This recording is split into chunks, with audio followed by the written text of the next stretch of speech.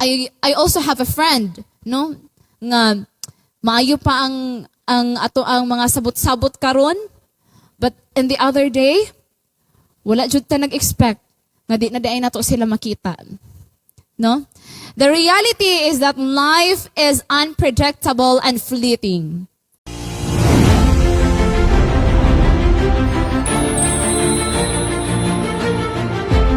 Father God in heaven, we bring back all the glory and honor unto you. This wonderful moment, dear Lord, we will be studying upon your words. Help us, dear Lord, to understand everything nga among madunggan karon nga taknaa. In Jesus' name we pray. Amen. This time, mga kaigsuunan, I want you to repeat after me. You say, I am loved. I am enough. I am understood. You say it one more. I am loved. I am enough. And I am understood. Very well said, mga kapaglaom, mga kaigsuunan. You know, many people nowadays, especially sa ato ang mga kabatanunan, it's really hard to bounce back the adversities of our lives. Lisod jud kaayo mga kaigsuunan. Like, mawad-an kag trabaho, lisod kaayo na. Labi nagmabulagan kag uyab. No? Grabe kalisod gyud na mga kaigsuunan. And many happenings sa ato ang kinabuhi. Like ma-reject ta and everything will change. And also, sa ato ang mga kabatanunan usab karon, many of those youth of now today's generation nagarely they are measuring their value based sa responses and feedbacks nga ilang ma-receive from the social media like Facebook, Instagram, TikTok, and unsa pa na nga mga social media platforms mga kaigsuunan. That's why we are prone to depression. Bata pa kaayo ta mga kaigsuunan, ang mga kabatanunan nato. Bata pa pero they are prone to depression. And you know what happened to the depression mga kaigsuunan? Ang ato ang panagway maing-anig yun. Maing-ana ang mahitabo sa ato ang panagway kung we are just relying sa people around us. No? But we are encouraged or we are gitagaan tag instruction what we believe impact the way we live our lives and how we interact with each other. And that is why we should think about what we think about. Nga naman, because our mindset, hinumduman na itong mga kaigsuunan that our mindset will set our lives. Unsa may naa sa ato ang hunahuna, maugyod na ang mahitabo or our mind once again will set our lives. In today's generation, there are so many mantras. Unsa nang mantras mga kaigsuunan, mga kapaglaom. Mantras is kanang imuhang gituuhan ba? Like, unsay imuhang nakita, imuhang tuuhan. But, let us be careful because some of them, especially makita nato, daghan natong makita mga mantras, mga kaigsuunan, dira agyod sa social media. But we have to be careful because some of them are true, but many of them are not. So we should know which mantra to accept and which mantra to reject. So there is an experiment, mga kaigsuunan. Si Giles Croft of the University of Leeds, naghimo siya experimentation about, because the example of a belief, people believe is called Monday blues. Unsa po di aining Monday blues? Like moingon ka nga, ay, Monday na pud, kakapoy, oy. Diba? I know nga makarelate gyud mo ana mga kaigsuunan. Kay bisag ako, murag maluyag gyud ta pag mo end na gani ang Sunday, Gabi na kaluya kay, ay, Monday na pud, trabaho na pud. Ngano kaha gyud no nga every Monday murag kapoy gyud siya. Ambot kaha. But Giles Croft did an experiment to find out whether people who believe in the reality of the Monday blues are more likely to feel bad on Monday. So, ang gihimo ni Giles Croft, naghimo siya og group, naa siya group of volunteers, and that group of volunteers, iyahan ang gi-divide into 3. He gave one group a report that said, Monday blues are for real. For real, jud ako ning Monday blues, mga kaigsuunan. I don't know kung ma-agree ba mo ana nga for real gyud na siya. And the second group, he gave a report that denied their existence. O dili pud sila mo tuo, mga kaigsuunan. And the third one received nothing to read. Pero unsay nakita ni Croft, mga kaigsuunan? Croft found was that the first group which had received the report substantiating or nagpamatuod, mga kaigsuunan, that Monday blues are more likely to rate Monday as the worst day in the week. So worst day gyud ay nang Monday, mga kaigsuunan. Kung pangutan-on siguro ta, unsa may pinakakapoy nimo, unsa may pinaka bad day? Kung ato ang ikuan, unsa may pinaka-bad ni mga day in the week. Moingon siguro jud tag Monday because of that Monday blues. 'Di ba? Mga kapaglao, mga kaigsuunan. So, from Croft research concluded that how people expect to feel affects how they do feel. So, do you know, mga kaigsuunan, kung unsa gyud ang pinaka ginatuuhan, especially sa atong mga batanon, because this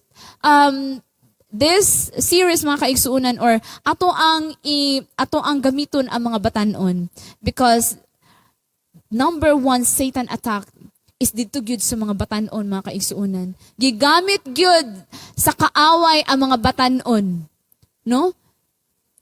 So, do you know what is it? Makadungog ta ani nga word.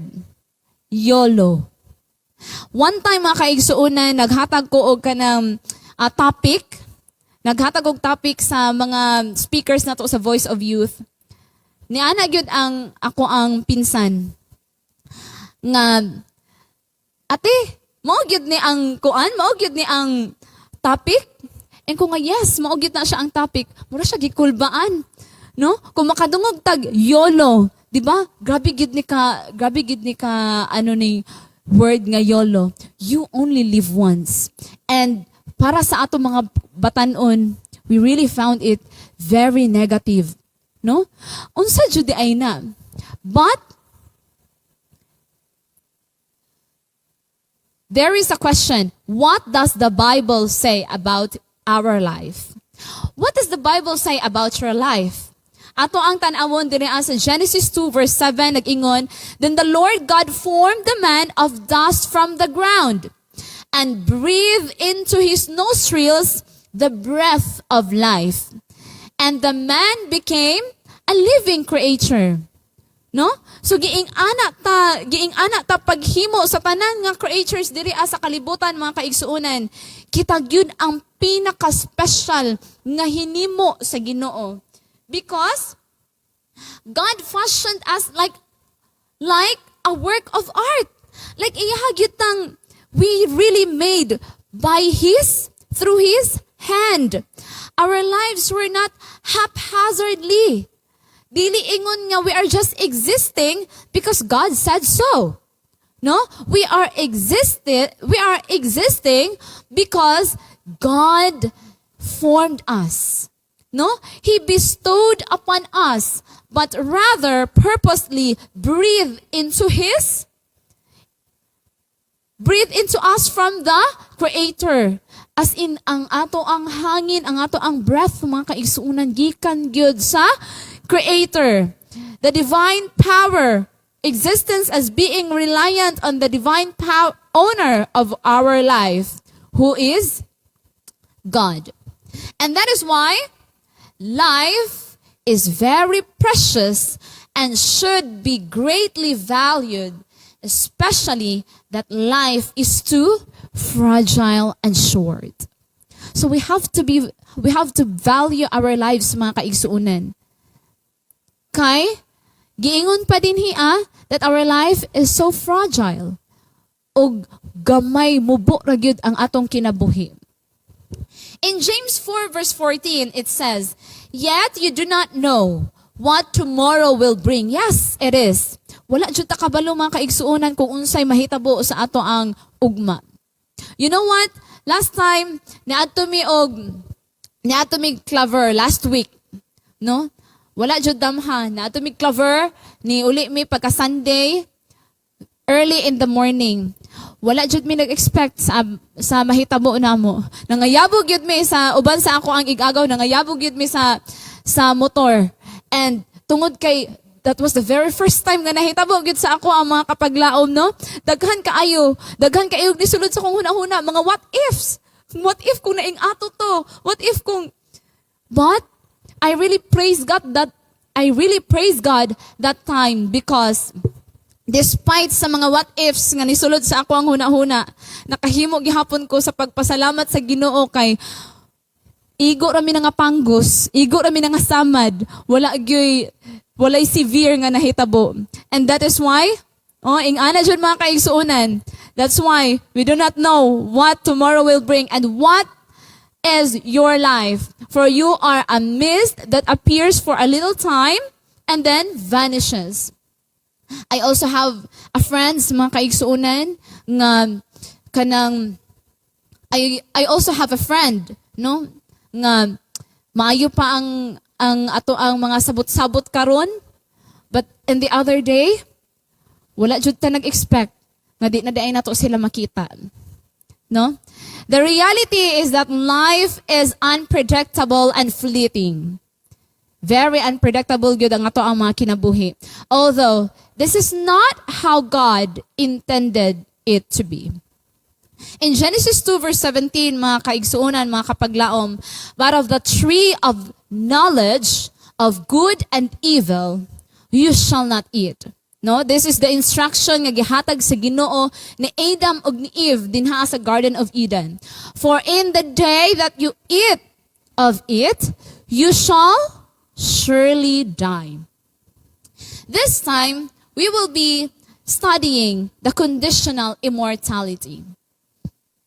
Unsa di aning conditional immortality? In Genesis 3 verse 6 nag-ingon, so when the woman saw that the tree was good for food and that it was a delight to the eyes, no? Grabe gyud ni ka, very very maninintal gyud kaayo ni nga fruit, mga kaigsuonan, no? Kay grabe gyud kanindot sa mga mata ni Eve. And nindot jud siya kaunon.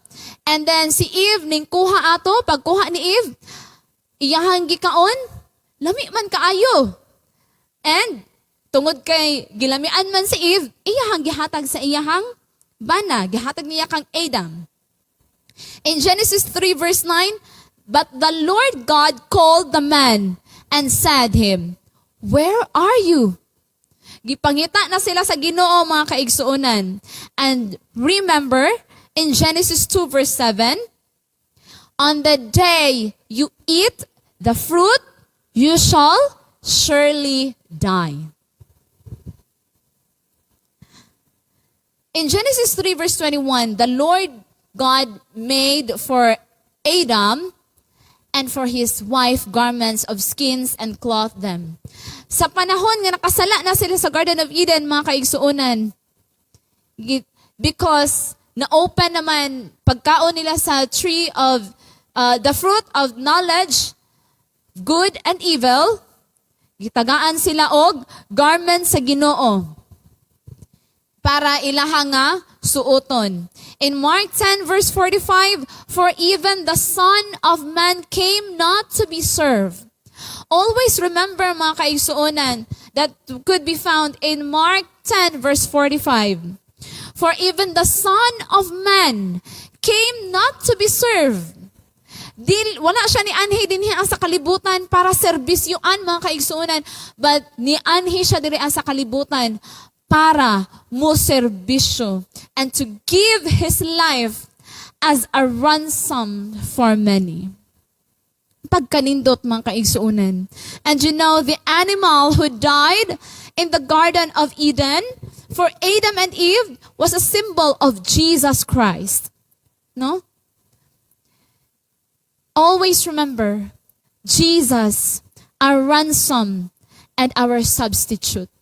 Pagkanindot gyud kaayo sa feeling mga kaigsuonan, nga instead kita mga tawo nga nakasala diri sa kalibutan. Pero unsay gibuhat sa Ginoo? Siya ang nibayad sa sala alang sa mga katawhan diri sa kalibutan. John 10 verse 10, I came that they may have life. Pagkanindot mga kaigsuonan. I came that they may have life. Nianhi siya diri para na atay kinabuhi mga kaigsuonan and have it abundantly. Not shortly, but abundantly gyud mga kapaglao mga kaigsuonan. In Revelation 29 verse 4, pag-abot nato dito sa langit mga kaigsuonan, He will wipe away every tear from their eyes. Iyahang pahiran ang atong mga luha, and death shall be no more. Neither shall there be mourning. Dili na ta magkaguol dito ang mga kaigsuonan, dili na ta mohilak. Og wala na pud tay kasakit nga matagamtaman dito sa langit. For the former things have passed away. In John 3 verse 16, I know nga common kayo ni sa ato ang tanan. For God so loved the world that He gave His only Son, that whoever believes in Him should not perish, but have eternal life. No? You see how God, unsa gyud ta kapalangga sa Ginoo mga kaigsuonan. Again, another one. In 1 Corinthians 6 verse 20, for you were bought with a price. You were bought with a price, so glorify God in your body. So unsaon man nato nga mag-glorify ang Ginoo or mahimaya ang Ginoo mga kaigsuonan. Himo tang piniyalan sa Ginoo. What we believe impact the way we live our lives and how we interact with each other. So, 1 Corinthians 4 verse 2, this is how we should regard us. As servants of Christ and stewards of the ministries of God, moreover, it is required of stewards that they be found trustworthy. Unsaon man nato nga mahimo tang trustworthy, mga kaigsuonan, isip nga mga piniyalan. God has given us instructions, no? Gitagaan tag mga instructions sa Ginoo how to take care of the things God has entrusted to us. All is written in the Bible. Everything is written in the Bible, mga kaigsuonan. Now, the question is, how to take care of the entrusted health? Unsaon man nato pag-atiman ang ato ang mga health, mga kaigsuonan. 1 Corinthians 4 verse 2, this is how we should regard, no? Ato ananing nabasa kaganina. So, are there foods? Na ba yung mga foods, mga pagkaon nga dili makahatag og himaya sa Ginoo kung ato aning kaunon? Unsa kaha mga kaigsuonan, naa ba? Are there foods and drinks that doesn't glorify God? The answer is yes. Naa jud mga kaigsuonan. And God's instructions for food. Ato ang tan-awon, naa gihapon instruction ang Ginoo sa ato ang mga kaigsuonan regarding sa food. Deuteronomy 14 verse 3. You shall not eat any abomination. Dili ta mukaon mga kaigsuonan o kana mga hugaw. No? So how are we going to know if the meat is clean and can be eaten? Unsaon man nato na pagkahibalo mga kaigsuonan. So, there are sign for clean meat, cloven hoof, and chew the cud. So, mao ni siya ang mga sinyales mga kaigsuonan. Ang clean meat, ang cloven hoof, and chew the cud. Deuteronomy 14 verse 6, every animal that parts the hoof and has hoof cloven into two, nakita ninyo na mga kaigsuonan? Na ay kuko nga pikas and magapangusap, choose the cud among the animals you may eat. Kanang kuko nga naay kuko nga pikas ug nagapangusap, no? Nagapangusap bisag wala siya gikaon mga kaigsuonan pero nagapangusap, no? Mabantayan nato na sa ang kanang baka. Bisag wala siya gikaon pero gapangusap gihapon siya. So mauna siya ang instruction sa Ginoo. And that's the sign of a clean meat mga kaigsuonan. Also in Deuteronomy 14 verse 4 to 5. These are the animals you may eat. Unsa man nga mga animals ang ato ang pwede nga kaunon? The ox. Unsa man ang ox, no? This is ako ang gi-research mga kaigsuonan. An ox is the part of our family lang gihapon ni sila sa mga carabaos, mga baka, ana. The sheep, the goat, the deer, the gazelle, the roebuck, the wild goat, and the ibex, and the antelope, and the mountain sheep. Mauni siya nga mga pagkaon or mga meat, mga kaigsuonan, nga gi-instruct sa Ginoo nga pwede natong kaunon.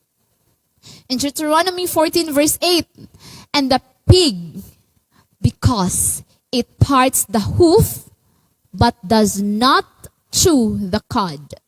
Diba? Nagapangusap ba ang pig, mga kaigsuonan? Therefore, kay di man siya nagapangusap, is unclean for you. Their flesh you shall not eat, no? And their carcasses you shall not touch. Now let's go to the fish, mga kaigsuonan. Sign for clean fish has fins and scales. Deuteronomy 14 verse 9 to 10, it says, of all that are in the waters, you may eat this. Whatever has fins and scales you may eat, and whatever does not have fins and scales you shall not eat. It is unclean for you. Katong mga fishes, mga kaigsuonan, nga walay kapay o walay himbis, it is really forbidden for us to eat, mga kaigsuonan. Ug mauni ang mga examples sa mga isda nga pwede natong kaunon, no? Now, let's go to the sign for a clean bird. Clean bird, not carnivorous and not nocturnal. In Leviticus 11 verse 13, these are you shall detest among the birds. They shall not be eaten. They are detestable, and the eagle, the birded vulture, and the black vulture. So, mo ni siya ang mga birds, mga examples sa birds, mga kaigsuonan. Nga dili na to pwedeng kaunon. Also, not just the food, not just the meat, but also the drinks. Na agihapoy instruction ang Ginoo, mga kaigsuonan, kung unsa man ang mga drinks nga dili og pwede natong kaunon. Proverbs 20 verse 1, wine is a mocker, strong drink is a brawler, no? And whoever is led astray by it is not wise. No? Kinahanglan gyud mga kaigsuonan nga we have to be kanang careful, no? That's it, dili lang kung ang meat, but also sa drink. Kung drink gani mga kaigsuonan nga too much na, makahubog na sa ato makalain na sa ato ang lawas, ayaw na, dili na siya imnon. No? Dili na ang good instruction nga gihatag si Ginoo sa ato. And so, in 1 Corinthians 6 verse 9 to 10, neither fornicators nor drunkards, no? Dili ta kanang mga drinks nga makahubog. Dili na siya pagaimnon. Because dili jud nato ma-inherit ang kingdom sa Ginoo, mga kaigsuonan. That's according to 1 Corinthians 6 verse 9.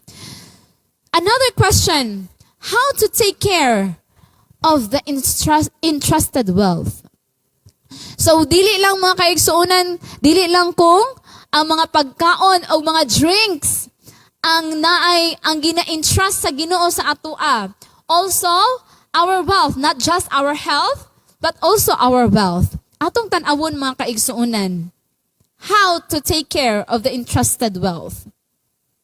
First, recognize the giver, because it is written in James 1 verse 17, every good gift and every perfect gift is from above, coming down from the Father of lights, with whom there is no variation or shadow due to change. No? Be a giver, mga kaigsuunan. Also, in Proverbs 28 verse 9, be generous. Whoever multiplies his wealth by interest and profit gathers it for him who is not generous for the poor. So, kanang daghan man tuod tag kwarta mga kaigsuunan, our wealth is multiplied, pero dili pud ta maghihatagon. We are not generous. No? Dili ta kung wala tay pakialam sa mga tao sa palibot. Dili gihapon nato ma-inherit ang kingdom sa Ginoo. Also, be just in earning. Whoever oppresses the poor to increase his own wealth or gives to the rich will only come to poverty. No? In Proverbs 22 verse 16. So, bring tithes and offering. No? Mga kaigsuunan, in Malachi 3 verse 9 to 10, we are instructed to bring the full tithes into the storehouse, that there may be food in my house, and thereby put me to the test, says the Lord of hosts. If I will not open the windows of heaven for you and pour down for you a blessing until there is no more need. Tithes, mga kaigsuunan, let us always remember, 10% of your income, whom the Lord claimed as His own, since He is the creator of all things. Mga kaigsuunan, let us always remember, no? Nga tanan nga ato ang nadawat, atong income, ato ang yun ang ibalik sa Ginoo. But remember, 10% of your income. Galatians 6 verse 9, let us not grow weary of doing good. No, for in due season, we will reap if we do not give up. So, it is important, good mga kaigsuunan, to keep in mind that we can only take care of our health and wealth during our lifetime, as we are unaware for anything in death. So now, it is clear that the Bible teaches us that death is an unconscious state. No, we will go back to Ecclesiastes chapter 9 verse 4 to 6. For whoever is joined with all the living, there is hope. Surely a live dog is better than a dead lion. So now, mga kaigsuunan, if you will ask, what happened when we die? Let's go dig deeper about this, mga kaigsuunan. Unsa day mahitabo sa ato akong kita mamatay? In Genesis 3 verse 19, by sweat of your face you shall eat bread, till you return to the ground, for out of it you were taken, for you are dust, and to dust you shall return. Mga kaigsuunan, always remember, gihimo ta, gikan sa abog, og mubalik gyud ta dito sa abog. Our body will return to the ground as dust. And in Ecclesiastes 12 verse 7, the dust returns to the earth as it was, and the spirit returns to God who gave it. So the spirit here, mga kaigsuonan, dili kung kanang ato ang gitanaw sa salida nga kanang spirit nga espiritu nga nagastorya-storya, dili ing ana. The spirit here means the element of life, not a conscious living spirit. Gitawag na siya og ruach, or excuse me, ruach, or kanang breath, atong hangin, mga kaigsuonan. remember that Satan continues to deceive. No? Kung ang Ginoo mga kaigsuonan 24/7 paningkamot nga madala ta sa iyahang tiilan. But always remember, Satan also continues to deceive 24/7. And so that's why, do not marvel at this, for an hour is coming when all who are in the tombs will hear his voice and come out. Those who have done good to the resurrection of life, and those who have done evil to the resurrection of judgment. Mga kaigsuonan. In second, how are we going to live this borrowed life? Unsaon man nato ni pag kinabuhi ni atong hinulman nga kinabuhi mga kaigsuonan. Galatians 2 verse 20. I have been crucified with Christ. It is no longer I who live, but Christ who lives in me. And the life I now live in the flesh, I live by faith in the Son of God who loved me and gave himself for me. Mga kaigsuonan, what we've been talking about earlier, YOLO, you only live once, disregard it mga kaigsuonan, atong kalimtan. But instead, let us have this LLFC, which means live life for Christ. Mga kaigsuonan, everything here in this world, mga kaigsuonan, wala tay angay nga angkunon, because everything is not ours. It is God. Mga kapaglao, mga kaigsuonan, today is the very best day nga ato ang ihatag ang tanan atong mga kinabuhi dira sa Ginoo. Today is the very best timing that we need to change our lives. We need to change our heart for the Lord. Not tomorrow, not later, dili next year mga kaigsuonan. Pero ang Ginoo nagtawag sa ato today. Today is the day nga iyahatang gi-invite nga pasudlon or atong pasudlon ang Ginoo sa ato ang kinabuhi. Once again mga kaigsuonan, are you willing to give Him yours? I hope and pray mga kaigsuonan nga sa ato ang karon nga pagtulunan, ato ang makadecide ta mga kaigsuonan og sakto, which is giving our lives to the Lord. Before I end, I am requesting to please bow our heads for a word of prayer.